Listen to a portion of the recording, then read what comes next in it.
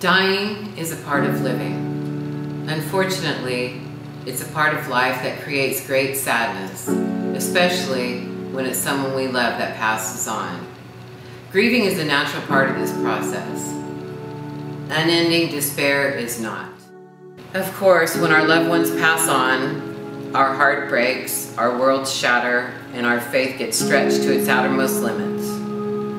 We miss them and it makes us sad. Death causes a torrent of emotions in us and often leaves us wondering why. Why did this have to happen?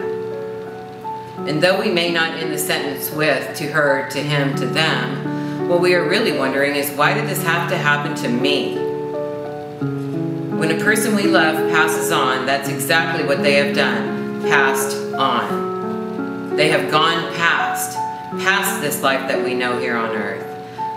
The heartache and grief are left here with us. When our daughter Jessica died, she was pregnant with our first grandchild.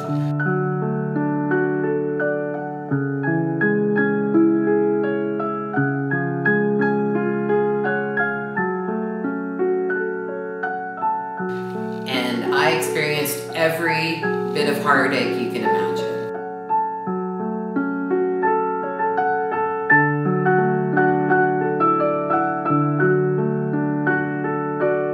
But I've also come to know that staying in that dark place is a choice.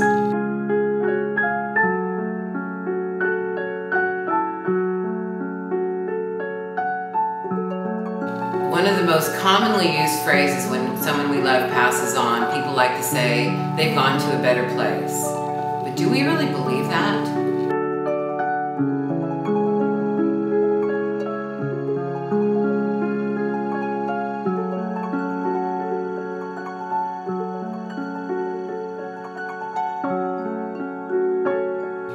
Do you really believe it when you say that they've gone on to a better place?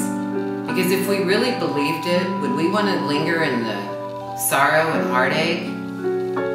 Imagine if your child or your friend came to you and said, oh, I got this great job overseas, and I found the love of my life. I mean, you would be sad, you'd be lonely for them, but you'd be excited for them.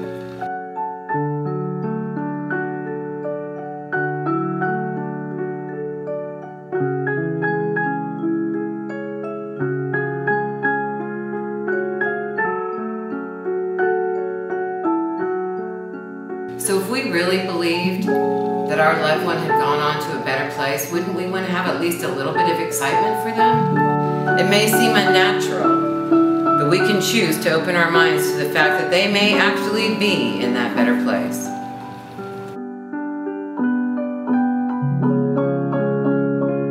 Imagine if you could find the gift in the death of someone you cherish. Imagine your broken heart singing again with the joy of having been blessed with their presence in your life.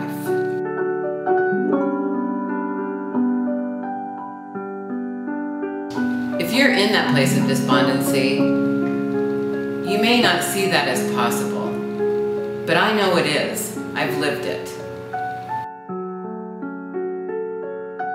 If you can accept the fact that you cannot change what has happened, you allow for the possibility that your heart can be full again.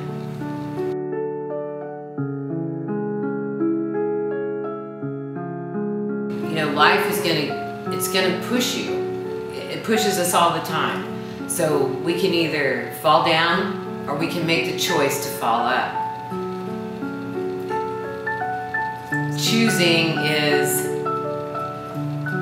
the death is gonna make a dark hole in our life. That's gonna happen. But if we stay there, that's when things go wrong. We have the option of choice, and that's really what we have to do. We have to start looking at the life as not, oh my gosh, I'm never gonna have them again. You have to start going, wait, this was a real blessing. My daughter was a blessing in my life. And I go, 18 years. Wow, it's over, or 18 years, that was the coolest thing ever. It really was. I mean, I got to be her mom. So that's the choice you have to make. Sadness is natural. Staying there is unnatural. If they could get here, they would never choose that for us. They would never say to you, I want you to be that way. They would say, get up, Mom. Get up and do this. You have to do this. And when you do, you show somebody else that they can do it too. And then they show somebody else that they can do it too. That's when real magic happens.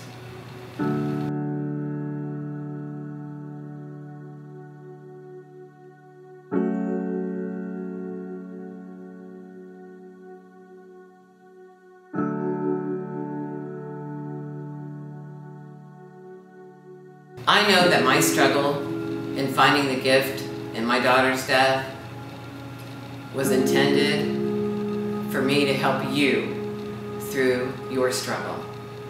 If we can find a way out of the darkness and into the light, we open up a whole new world. Our love will know no boundaries, and we can live the abundant life that God intended us for us to have.